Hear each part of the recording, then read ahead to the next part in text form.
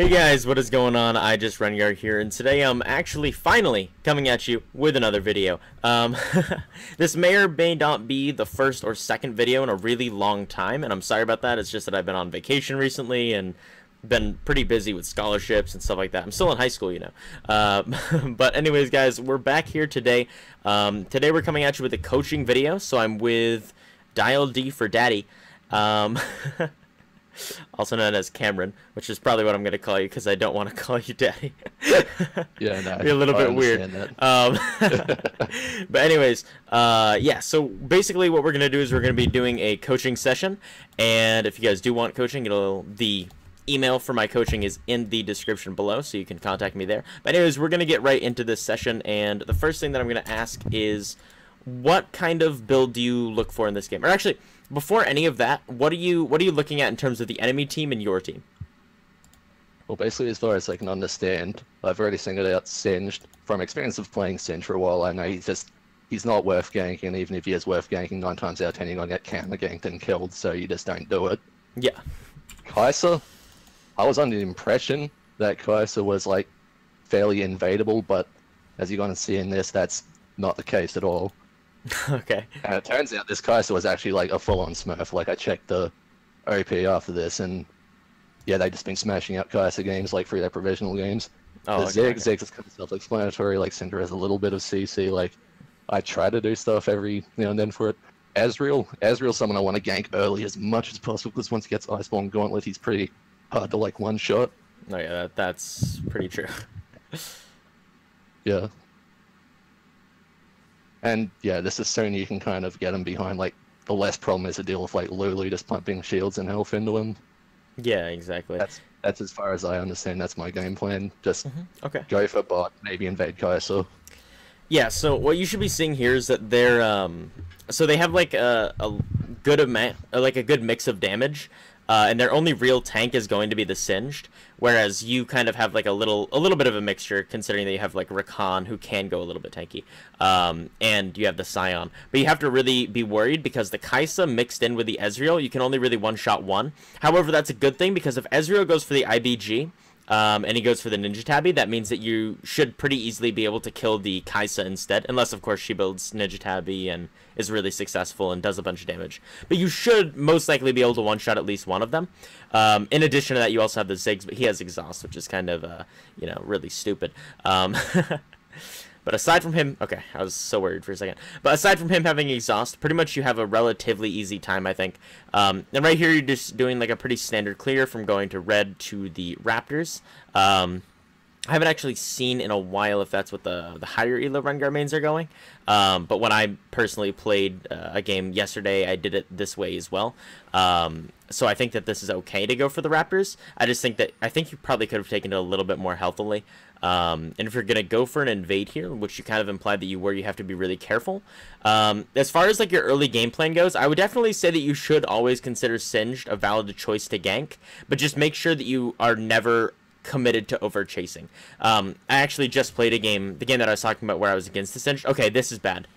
As soon as you walk over here, what you want to do is just know, okay, I am not going to jump on her because she's already level 3.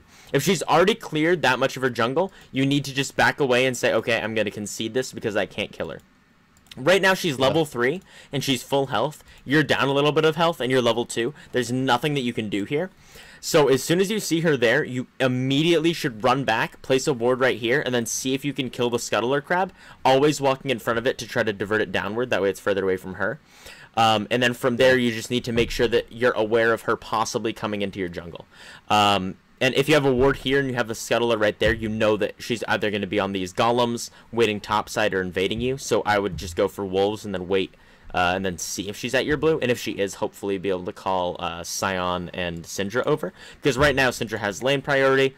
Sion doesn't, but Sion can just walk down through, and it's not too pushed. Singed, if he walks over here to kill these minions, takes turret aggro, so that's kind of not easy for him. So what I would have done, placed a ward right here, not walked out at all, because even if you walk out, you're not going to want to kill her. So the only thing you're doing is just exposing yourself to take damage, which you do not want to do. So yeah, right there, just don't expose yourself to take damage, just stay back, use your health for your own jungle, and then you can get a bunch of extra gold. But right here, I feel like, because she has the red buff, she's going to be able to do a lot of damage to you. And right here, you should smite this. You could have smited that right there. I don't know if you're going to die because you didn't, but... Yeah, no, I do, spoiler alert. Yeah, if you had smited that, you would have an extra... Yeah, you would have lived if you had smited that. Up here. So always keep in mind things that you can smite as you're running by. You always want to smite things as you're running by them if you can. Okay, so here, this is good because you're able to walk down. Oh gosh. Yeah, that was almost bad. Okay, so right here, you should be able to... Okay, alright, let's see how this plays out. This looks like it could go really well. Okay, right there you should have used Empowered Q. Okay, you should have stayed in this bush, used Empowered Q, and then your W, Q, and E were all about to come back up, and you could have just killed him right there. You still might be able to kill this guy. E, W, W. Nice, he's dead. But you could have saved Twitch's life, which would have denied 300 gold from them and given you 300 gold as well. Either way, you get the better trade because it's 2 for 2. Okay, right here I also probably would have... Actually, leaving it's better. Leaving it's better. Yeah, and at that point in time, I didn't really know where Kai'Sa was, and she could have pretty... Yeah, that's true, that's true. Yeah, I was gonna say, you could take that, but at the same time, this is actually a really good a good spot for the wave, because it's pushing in, but it's not pushing in too much. They're still gonna get XP. Actually, this might actually freeze right there. Okay, yeah, it's perfect that you didn't do anything. The reason why it's so good is because all of their minions are killing all of yours while no one's nearby. So these minions are stacking up golden XP that's not taken, while these minions are losing golden XP that they're not getting. So your bot lane is getting a huge advantage off of that. So your bot lane is going to be your strength this game, and you already know based on the scoreboard that your top lane and mid lane are going to be the weak points. Granted, your bot lane isn't doing too well compared to, like, if you look at Ezreal 2-1, your bot lane are 0-1, but they're pretty much the same in CS. And your bot lane, you know, is going to have a experience lead. So, at this point, and your bot lane... You want to get ahead. Yeah, exactly. Twitch is going to be pretty much, like, the carry for you guys. And they don't really have an assassin, which is a really good thing. And you have Peel as well in the form of Sion and Rakan for the Twitch. And Syndra with her Force of Will. So, is it Force of Will that pushes away? I think that it is. No, I haven't played Syndra in No, ages. it's not. Scatter the Weak. So, Scatter the Weak. Same thing. Not really. But yeah, so right here, if you can just continue to get bot lane fed, bot lane should be able to carry you, assuming that Twitch plays pretty well. And assuming that everybody in the game is at an equal skill level. Granted, Kai'Sa's not, but there's still, like, you can't always be planning for it to not work. By the way, in situations like that, you really want to target the Lulu. You end up killing him, but that's not because you did something right, it's because he did something wrong. And what I mean by that is because, like, he turned back to auto-attack you, he, like, kept trying to fight you and stuff like that. You wanted to focus Lulu because he can blink away, and she can't. So, like, right here, you basically just target whoever's closer, and right now, granted he's closer, but he has the blink away, so you want to kind of go for her, that way you guarantee a slow. Either way, you end up getting the kill, but again, it's just because he made a mistake, not because you made the right decision. It was a good decision to gank, it was just a bad target selection. Think of your team in, like, low elos like little puppies. They try to go pretty much everywhere, and they'll try to do, like, literally, like, almost anything that they can, even if it's bad, so you have to keep their mind occupied. So Twitch right now, he's the little puppy that just ran out into the road and got hit by a car. But what you want him to be is the little puppy that's inside playing fetch with you, fetch being this Rift Herald. Does that make sense? Yeah, that makes sense. Because you can agree that most of the people in your elo are probably like, they see something and they're like, ooh, farm. And then they go and they chase it. You're gonna see later. Oh, yeah. Yeah. Rakan's gonna be thinking most of the time, oh look, 4 people, time for an RW engage. Oh wait, there's just 2 of us, we died. Whoops. Yeah, that... Did you see how quickly she died? Now imagine taking this. She comes over, she dies, like, instantly, and then from there it's Singed versus 4, and he's like, you know what, guys, maybe this wasn't the best idea. And then he runs away. The odds are, if you were versus, like, people your elo, like, if this person... I'm not actually sure if they are a Smurf. They seem to be doing very, very well this game, so they could be a Smurf.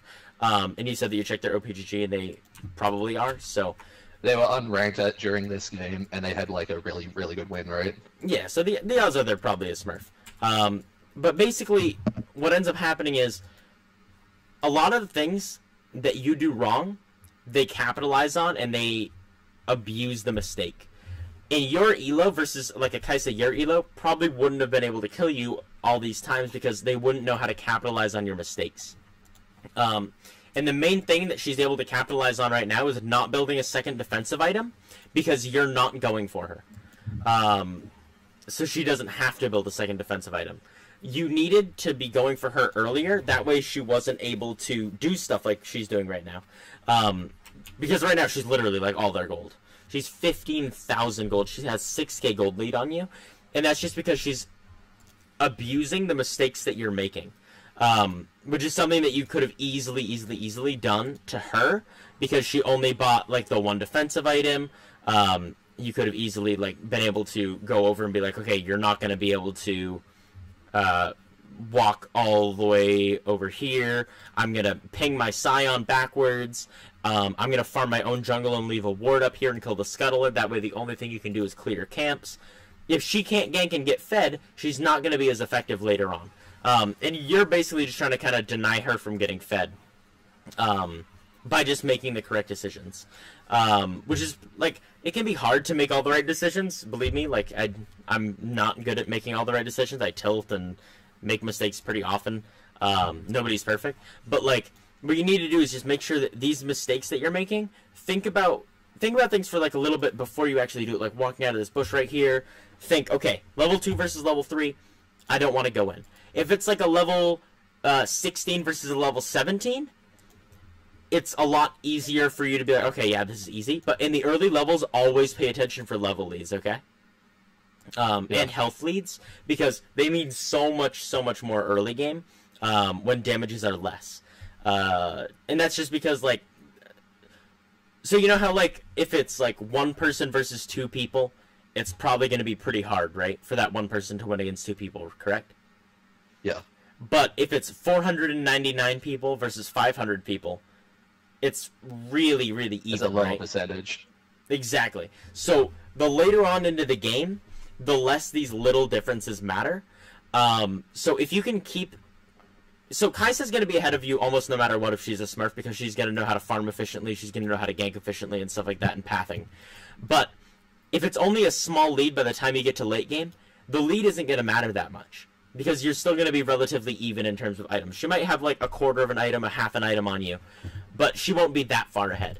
So what you want to do is, in these situations, and you want to abuse the mistakes that the enemies make as well. So always look at whenever I play against Smurfs, or I don't really play against Smurfs that often anymore because I'm a lot higher elo now. Yeah. But like, whenever I used to play against Smurfs, I would actually take it as kind of a good thing, because you can go back and watch, and every time that they get ahead with you involved in the play, you can say, okay, what did they see here that enabled them to get ahead?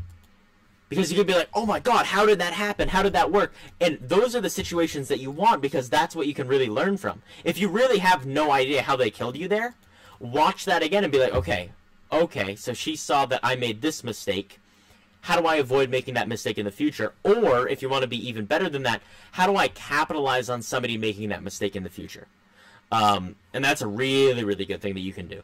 And I have a video called How to Coach Yourself. You can just watch that after this as well. And that goes really in-depth into this. Except looking at your own play in general, not even just looking at playing against Smurfs. But that's another good way that you can kind of hyper-improve. I suggest videos a lot while I'm, like, teaching, because for some reason, like, whenever I would watch, like, streamers and stuff like that, I would, like, see their videos and guides on how to improve, but I was like, well, this doesn't really fit my specific parameters and stuff like that. I need a coach, that way I'll know exactly what to do. But I'm telling you this, like, that way you know, okay, this really does fit me. And it's, like, kind of, like, tailored for me. So, like, any videos that I recommend, I'm just recommending them because I know that they'll be able to help you out. But anyways, so... And plus, then it, like, gives us more time to talk about other things in the video, in the, like, actual session itself. So it's, like, a little more efficient with time. But anyways, so right there, a really good example of being able to take the Baron really quickly because of the mountain, and a really good example of a good Baron take. That gives you a chance to really get back in the game, because, again, it gets you closer to late game, and the closer to late game, the less the gold lead matters. A 7k gold lead at 27 minutes is pretty substantial. A 7k gold lead at like 50 minutes is a lot less substantial. just because that's like your entire team's full build, but your support and your mid laner both are half an item down versus their entire team's full build. It's not that big of a deal. Oh gosh, that's super unlucky. But if you catch her out, yes, this is perfect. Now, what do you want to do now is you want to abuse the fact that you just got a lead here. Now, the way that you do that is you do that by pushing this wave. So I would go and push mid. You have the Baron. She's dead for 40 seconds. Go push mid as a team. What you need to do is you need to spam ping your team to go there, by the way. Oh no, they decided to take the lead and throw it out the window. Don't worry. Okay, honestly, 1-for-1's not the worst. So as long as, but what you need to be doing is, I'm not seeing you spam pinging right now, which you should be. But either way, they end up getting all of them. This is huge. Now you spam ping. Now you just go G down, G down, G down, G down, G down, G down, G down, G down, G down, G down, G down, like over and over and over and over and over and over again. That's me pinging, by the way. That's how I would be pinging in a real game. And when I do Smurf, that's something I need to get in the habit of more. Like I always tend not to be those spam ping because I know people freaking hate it sometimes, but. Well, when I'm playing on my main, I'm like... And then I double ping, right? When I'm playing on a Smurf, I'm like... I use like thousands of pings every single game whenever I'm playing on a Smurf. And it works really, really well. That's how, in my Unranked to Diamond series, I got to Diamond from Unranked in 30 games. So it's just because...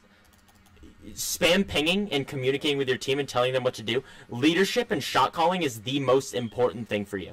And that's what you really, really need to get into to become a better player, just like having confidence in your calls and stuff like that. And when you don't make the right call, analyze why. But shot calling is so important. Yeah. Because I've had a lot of games recently where like people make really, really stupid Baron calls, and I just don't bother like paying them off of it. That's something I should probably get in the habit of. Yeah, exactly. So it looks like all of them are kind of grouped up, and at this point your Baron is still on, which is really good for if you're trying to defend. And right now it's a 5v5. Now, think about it like this. Do you want to be in a very tight grouped area when you fight? Now, it's good for their team, and it's good for your team, but I think it's a little bit better for their team. And the reason why is because it's really, really easy for Ezreal to hit his skill shots. It's super easy for Ziggs to hit his skill shots. And Ziggs' gigantic bomb can deal, like... easily like 400 damage to every single one of you, and for some of you like 600 damage, and that's factoring in MR, by the way.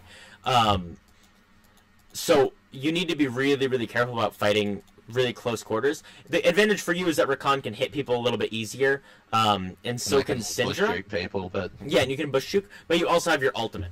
And Twitch would really benefit from being kind of in a close area, but he also can benefit from just them being grouped. So right now, it's okay to fight in the bushes, but it's probably better for you guys to just hold your base where you have somewhere where you can fall back to, and just kind of defend for a little while until you can get stronger. Now, at this point, the game is lost, and you know that the game is lost when she goes in and she doesn't get immediately killed. If she doesn't die right away, when the fight starts, and she's able to kill at least one person and start moving on to another, that means she's done more than trade 1-for-1, and the rest of her team is on par with you. So if she does more than trade 1-for-1, the fight is most likely lost unless somebody like hardcore pops off. Yeah. Which, if Twitch could have done that right there, that would have been really good, but sadly he can't. He's only one Twitch. But sadly you guys lose that.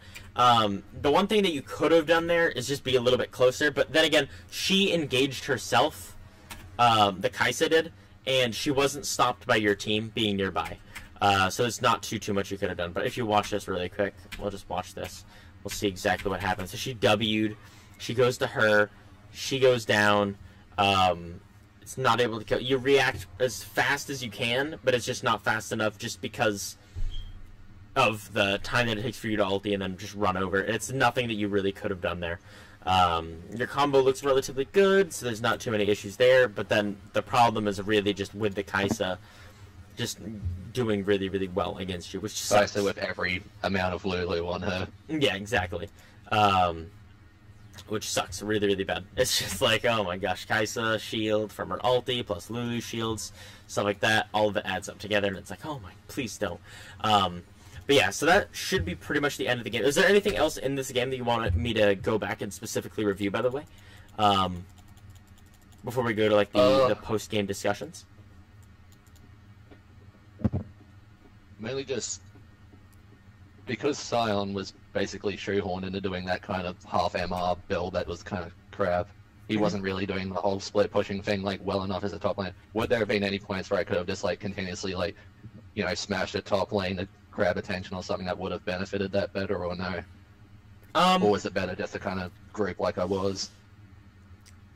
Grouping like you were was more efficient in the fact, like in the like idea that Kai'Sa needs to be killed. In order for you to be able to do anything, Kai'Sa needs to die. Because if Kai'Sa doesn't die, she's just going to destroy your entire team. So if you're not there for a fight as your team's sole assassin, your team automatically loses. If it was like a different character, then there's an argument that could be made where you can go somewhere else. But other than that, you need to be there. And if you're Rengar, keep going. Like Rengar's never really been like as big a split pusher as say like I don't know Udyr, Jax, what have you. But with the Tiamat like Zeal builds, I've always kind of had like I can be a huge split push with him, and it's won me games before. You can just kind of Q Tiamat, shiv the wave non-stop, and then just kind of ult and Furious Blade away if somebody comes to stop you. And the thing is, Rengar is a really good split pusher. I was playing a game the other day, and I knew that my team could hold their own against the enemy 5. So the enemy 5 were pushing here, and my team was here as 4. And instead of going back, which is what typically would happen, instead I ran right up here. I did this. I took this tower. I took this tower. I took the inhib. I got half of this turret killed. They started backing, and then I immediately ran off with my ulti and Ghostblade, and I had to flash away. But I got 2 turrets and an inhibitor, and we ended up still losing the game. But I was able to get that objectives, and that's more objectives than anybody else on my team had gotten that entire game. And it's just because you know your limits and you know what your team can do. In this instance, your team could not defend against these guys, so you have to stay with them. But if your team could have defended against them, then yes, split pushing was a really, really good option there. But it's a good idea to split push. It's just a matter of if your team can handle you being gone or not. But in this instance, this wasn't really a game split pushing could fix. Exactly. Is what you're saying. Yeah. Just because, like, if you look at their team versus your team, it's just really, it doesn't fit too well, sadly. But just because they're a really, really good sieging team with Ziggs, Ezreal, and then with Singed to dive with a Kai'Sa, it's like, oh my gosh. And then Lulu to buff them up, it's just so good for them to invade and dive you. That and all of Scion CC, like our sole tank as Scion, like, I did used to play a bunch of Scion, and I know for a fact, like, anybody who can interrupt anything just kind of shits on his day. Because everything he does is, like, really telegraphed, is easily interrupted. Yeah. And that's one of the main issues. Like, Ezreal for blank, you're never going to hit him with an ult or a Q. Kai'Sa with her, like, dashy dash stuff, you're never going to hit her. Literally can just, like, ult and stop your Q. Yeah. It's like, oh my gosh. Alright, here. So as much as I want to say the Scion played badly, like, there wasn't as much he could do. Exactly, yeah. It's just super hard for a Scion in this situation. Anyways, I'm going to end the video portion here, so thank you all for watching so much, and I really appreciate all your support. I'm sorry that I was gone for so long. I won't be gone for that long in the future. I'll have videos up every week at the very, very least. Again, really, really sorry, guys. I was on vacation, busy with scholarships, stuff like that, and I will see you all in the next video. So thank you all so much for watching, and have an amazing day.